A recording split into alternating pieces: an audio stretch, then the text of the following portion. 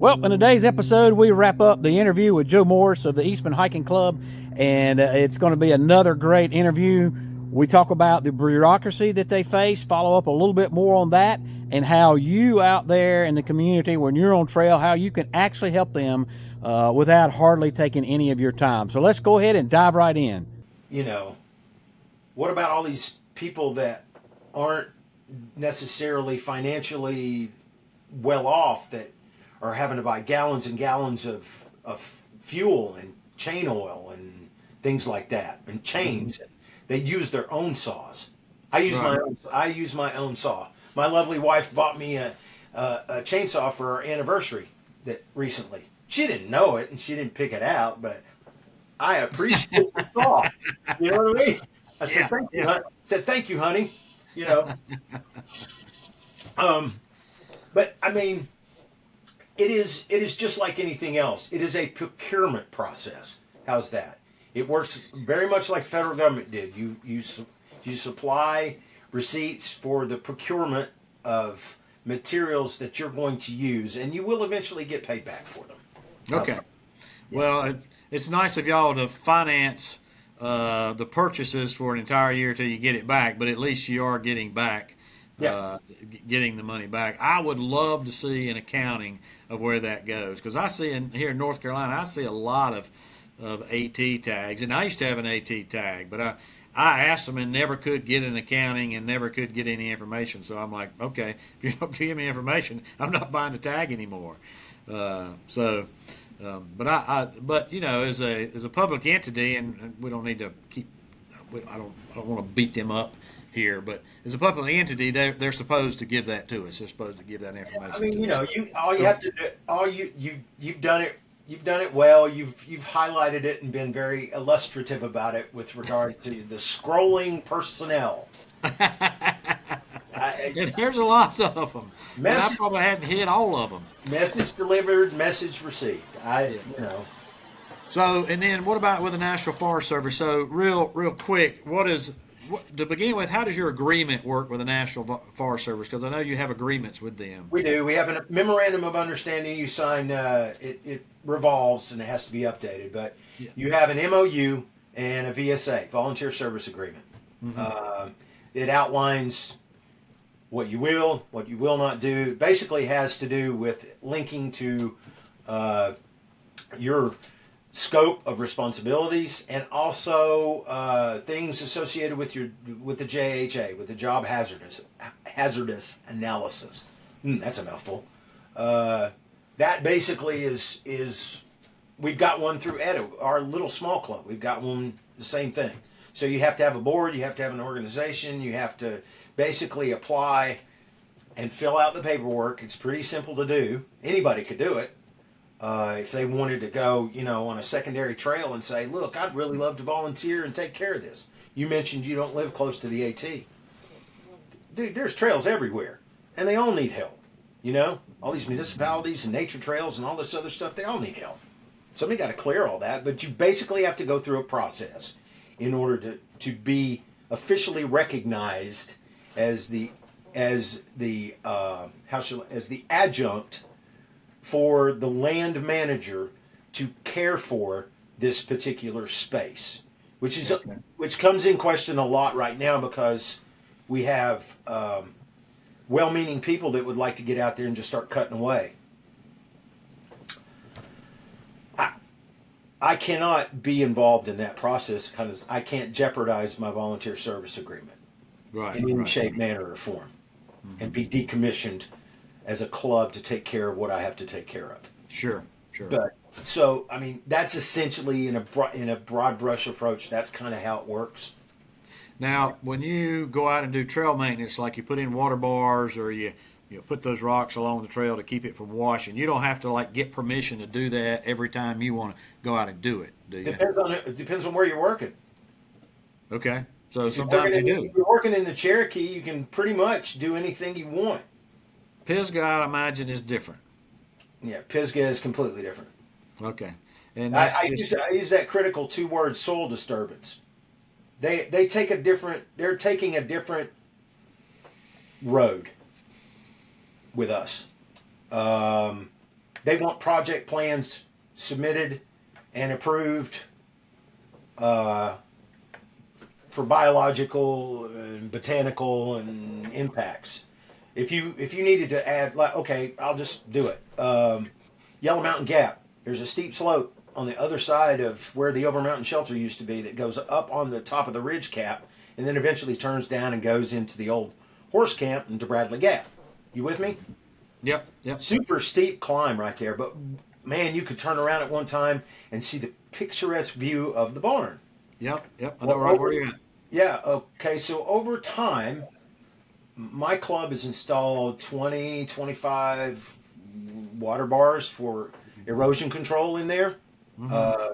We worked with Wright State University a couple times in there because they used to come down annually and hike that area, and then they'd work with us. We were told they were coming back this August, but we were told we couldn't do that because we had not submitted paperwork with a project outline and exactly what we intended to do. Okay, so the rules of engagement are different. On the Cherokee side, bless God, it is not that way right now. We look at it more, it's more of a safety related situation. Right. If you need steps, if you need erosion control, if there's a hazardous situation, you can just fix it. And especially since I've got the trail tech with me pretty much at all times, that's not a problem. We just do it because it's in the public interest for us from a safety standpoint to fix that condition. It's not viewed that way everywhere. How's that? Did I handle that well?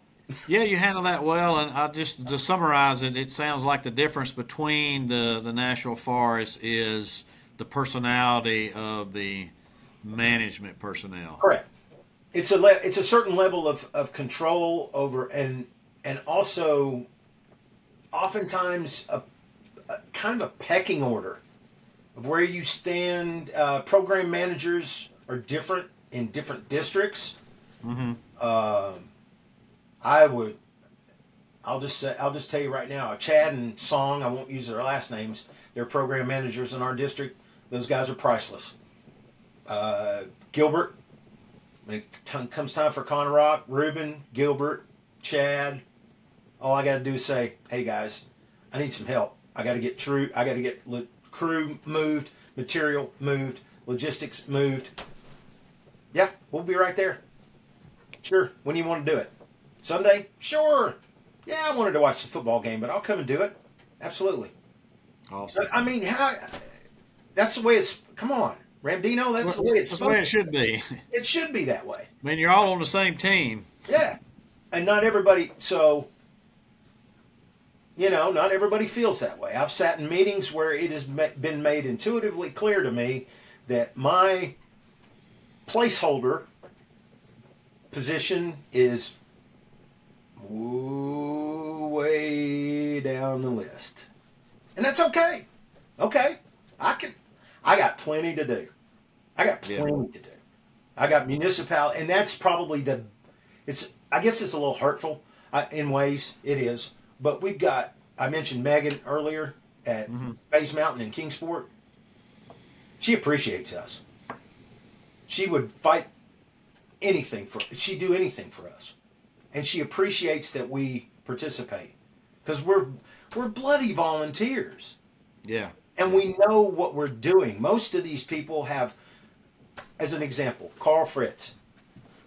That man should be in the Appalachian Trail Hall of Fame. He's got 22,000 plus hours of volunteer service since the late 90s. Yeah. That's incredible. He is a magician. And on top of that, he's one of the nicest human beings that you'll ever encounter. I don't know of a single person that can say a bad word about him. And when you get that kind of camaraderie and that kind of family dynamic, and people, and not only that, people go, "Dadgum!" Who was it? Who was it that wrote the book about if you acquired 10,000 hours or something like that, you were an expert? It's escaping me right now, but the point is that most of the primary people in this group, they have thousands of hours of experience building trail. They're not always perfect, but they have thousands of hours in building trail, and they've been trained in many cases by some of the best throughout the country. And so when people get around us, they go, that group, they know what they're doing. You know, not everybody has embraced that fully. How's that? And it's unfortunate. It's unfortunate. Maybe it'll change. Maybe it won't. Maybe they have to. Well, maybe they have to assume that posture because they know that in the long run that this old dinosaur is going away, and he's not coming back. Yeah. So, okay, better. They got a plan for it now. They've got to go ahead and push now, and I get it, and that's just where we are. I hope it never gets to that, but I'm afraid that it might. Who are the people that are, or what group is pushing for it to eventually go to paid crews? Where's that lobbying effort coming from? I think it depends on the district. I think it depends on the needs of the district too. In many cases, I think I tried to kind of soften that earlier, like in Southwest Virginia, as an example. They don't have much choice. Right. I understand. They really don't. I didn't know if that was coming from the Forest Service or if that was coming from the ATC or maybe both. Maybe both. I still think that they do understand that it's a volunteer effort and they appreciate the volunteers. I do. But they also have to deal in realistic. They deal in realism. To their credit, they have to look at things, and if they're being honest with us and with themselves, they can't look at it just in a short-term planning horizon. They have to look at it in a long-term planning horizon. If I was in their shoes, I'd do the same thing. You know, I got run off as a great example. I was one of the 3 companies that were nominated as the SBA Small Business of the Year by the Department of Defense in 2006, and they ran me off in 2007 during the financial crisis because there were 3 firms that did the same thing, and I was the smallest of the 3 firms. So they said, "You're out." It was that simple. It's not personal, and many times, and I lose that sometimes, I guess, because, you know, when I'm post-surgery having my hip replaced, and I know what destroyed my hip was moving all these daggum big rocks. I do take it personal, but it's not personal. They have to do what's best for the infrastructure of the trail. We have to remember that. But sometimes as volunteers giving our blood, sweat, and tears to something that we love this much, we do take it personal. You know what I'm saying? Oh, definitely. Yep. Yeah. Yep. And but I mean, that's kind of my take on it. You didn't have that you take it personal because you feel ownership of it. If you didn't have that ownership, you wouldn't be out there busting your butt for nothing and getting hurt, blood, sweat, and tears, and everything else, and fatigue, mentally and physically. If you didn't have that love for the trail and love for the community in doing what you're doing out there. Well, yeah, and beyond that, I'm going to toot my brethren's horn here. John Baudet is one of the best trail builders I've ever worked with in my life. He's fantastic. Carl Fritz, one of the best managers and trail builders I've ever seen. Ed Oliver could lay out a trail better than any human being. Bob Peoples was trained by Mr. Hardy up in Vermont on the Long Trail. There's a historical and legacy element associated with all of this too. We were around the best. We understood and learned from the best. We leaned on each other for improvement of the discipline. We crossed club boundaries trying to help each other learn better techniques. We wanted to be that good. And in our defense, I think I'll toot our horn. We're good at what we do. And I think that's where a guy like Brandon Church, who is my trail tech on the Cherokee, I think he embraced that right out of the gate. I think he saw these guys can teach me, and I can teach other people. And he saw that when he first started, and he embraced that totally. And so in confidence, and he's just come an enormous way. He had a lot of skills that he brought initially anyway, but he watched and he learned and he's invested his personal time. I mean, what trail tech goes to the Appalachian Trail Hall of Fame induction with you? Brandon got in my truck and drove to Pennsylvania with me because he cares. Yeah, it's his home. It's his home. It's his home territory. He cares and loves what he does. And I think that probably is always going to be the unifying and different thing.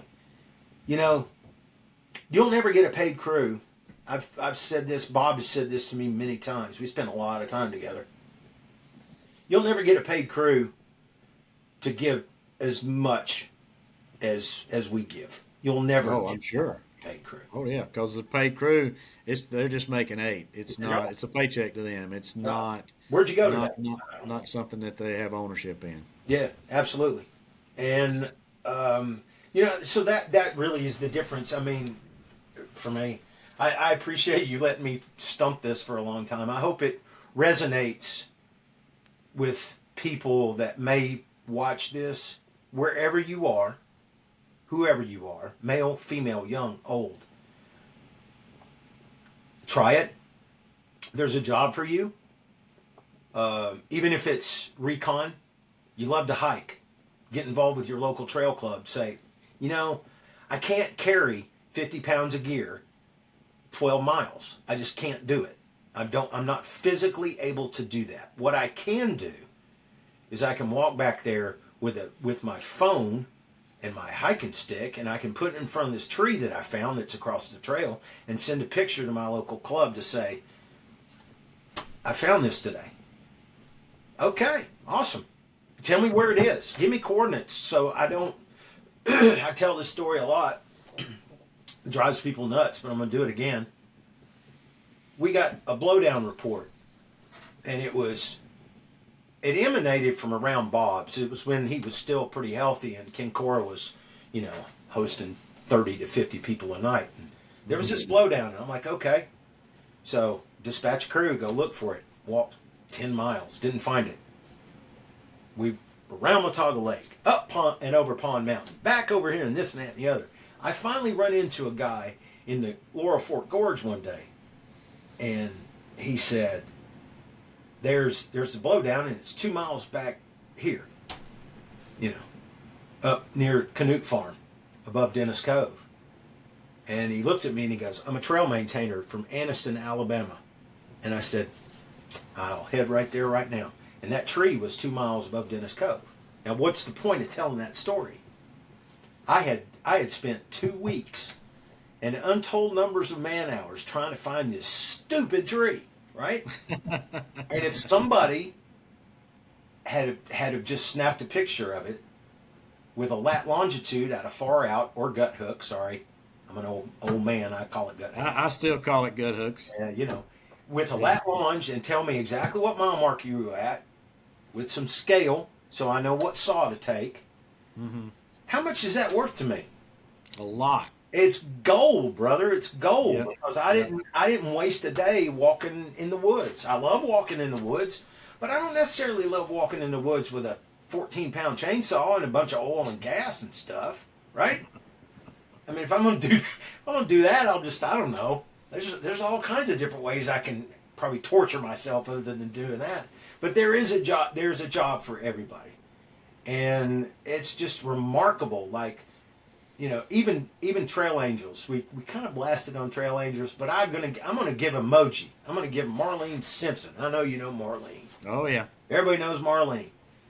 She has been gold as well, because not only is she out there giving little Debbies away, but she's telling me stuff because she's conditioning hikers as they come through. And this is a challenge to all the rest of the Trail Angels up the trail. She is challenging all of them as she moves from one trailhead to another. If you find something, take a picture of it. Hit your marker on gut hook to where far out, to where you know where it is, and you bring it to the next trailhead or the next trail angel, and they report it either through Steve or Randy or Emoji or whoever it might be, and then they tell me. And I can send a crew after it and take care of it without sending 10 people, the old Southern expression, hither, thither, and yon, trying to find something somewhere, right? Yeah. So there's a role for everybody. There's a part to be played by everyone that's involved in this thing that we love and this thing that we are basically devoting our lives not only to it, but to each other through it. So, help me. I mean, Well, Lord help me.